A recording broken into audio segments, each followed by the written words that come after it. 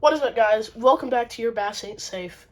This is going to be the first episode of my how-tos for all fishing rigs and setups and everything you need to know about fishing so you can become a pro. Today, I'm going to be showing you how to do a drop shot rig. Alright guys, when it comes to fishing a drop shot rig and setup, there are many different hooks, weights, soft plastics that you can use. For example, this is a pencil weight, which is very, very good for grassy and covered areas because this thing is super snaggable. So with the grass, it'll slide right through because there are no sticks or crevices that it can get snagged into. Now, these regular drop shot weights are really good for not getting snagged. So these you would throw into the rocky or areas that have a bunch of sticks and logs and all stuff like that.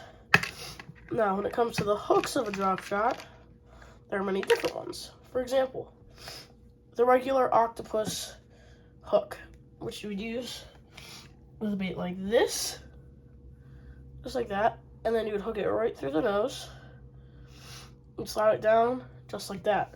So then when it's in the water, it looks like this and just jigs up and down like that. Now, there is also a hook like this that has a stopper right before the eyelet, which in this case you would use a swim jig type of worm, kind of like this one right here. You'd feed it through, just like this, through the top of the lure, and then keep feeding it all the way to the start of the fin, because that's where, when you line up the lure or the soft plastic, that's where the hook stops. And boom, there is the swim jig type of setup, which would just swim like that whenever you jerk it up, and the tail would move like a little propeller. So that is the swim jig setup.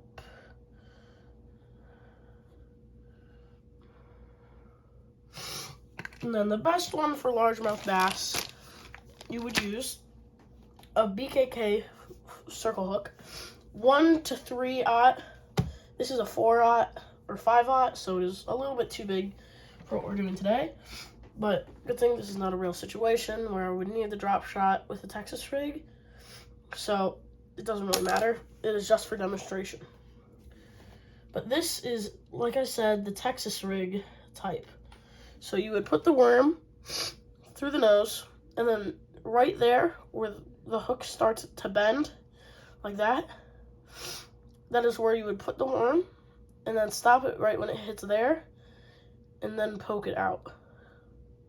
And the reason for this is when you feed it up to the top, and then you always want to spin it that way, so then it covers the eyelet. The reason for hooking it like that and kind of deep, I guess, is so it covers the eyelet just like that, because if the bass tastes or sees any part of the hook, it will not fully commit. And now the hook is inserted in the worm, and it's completely weedless, but don't be scared, because even though it looks like it will not hook the fish when they bite, the hook pops out and it will hook them right away. That is the Texas rig. The Texas rig is what you would use in the snaggy areas, because this is a very good hook to use then in setup, because it is weedless and does not have an exposed hook tip. So that is why it's very good there. For the octopus situation though, the octopus hook, this is not ideal unless you're in like an open area, a field of water, because it is very snaggable, exposed hook. Same with the swim jig type one, but it works a little better and doesn't hook into weeds and snags that easy as the octopus hook does. So that is what we have for the drop shot and multiple ways to use it. Now I'm going to show you how to rig it on your line. Alright, now I'm going to show you how to rig it on your line. So for this, I'm just going to use the octopus hook with a regular drop shot setup. So you feed it through the eyelet or the eye of your hook, pull it up, have your access probably at least 20 centimeters. The access line will lower in length once you finish your knot, because the knot takes some up. So I'm tying a nice uni knot because uni knots are very trustworthy. And I will do some tutorial videos on how to tie different knots so you guys can become really good at tying knots. Now that you have your hook tied about 10 to 20 centimeters up from the bottom of your access, now you can add on the weight, because the weight needs to be below the hook so that the hook is floating up off the bottom of the water. Alright guys, so after you're done tying on your weight, and it feels tight just so it doesn't fly off on accident, it should be about 10 to 20 centimeters down from the hook. You can bite off a little bit of the access, but I like to leave probably 1 centimeter to 3 centimeters of access in case the weight starts slipping. You can have the weight on for a longer period of time.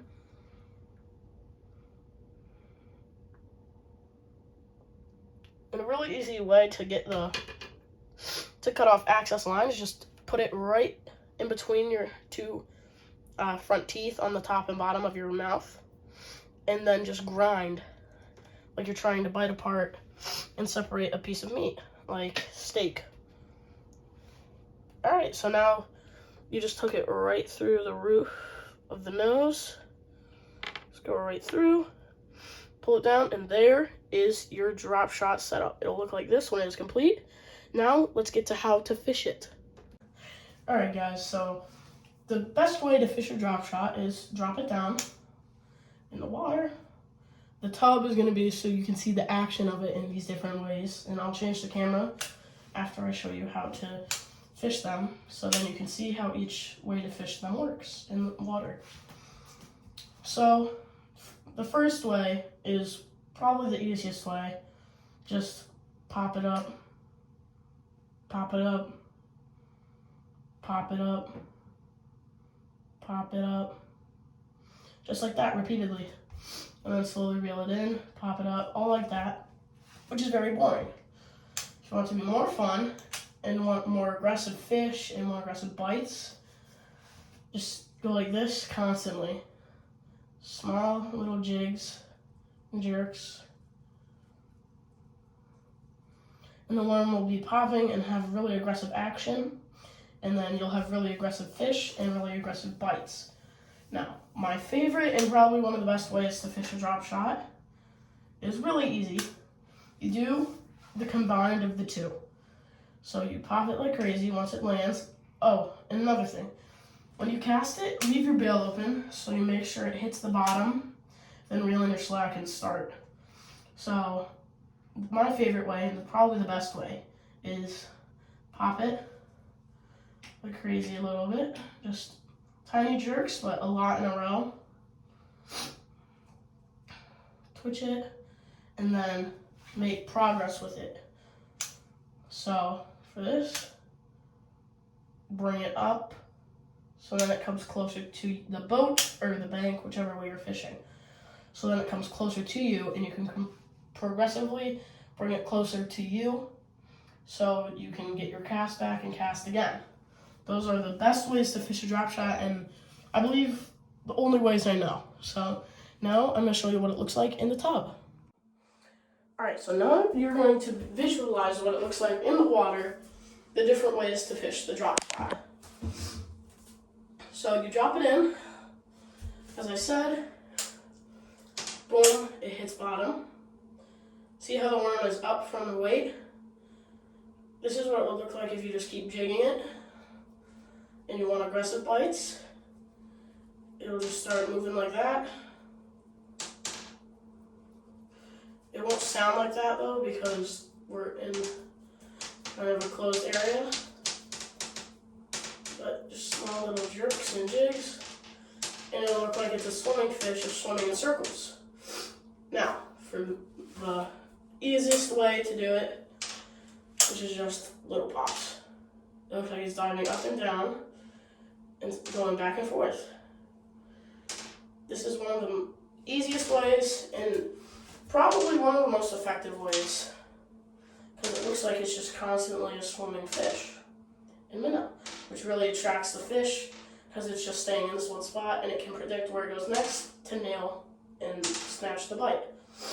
Now, my favorite way is you drop it in, let it sink, and then constantly jerk it and jig it, and then slowly bring it towards you off the bottom. Yeah, I'll do that again. So it'll be on the bottom, and then slowly bring it up and towards you, and then it'll fall right back down like it was swimming, and now it dances. And then you bring it right back to you again, falls, swims, and dances.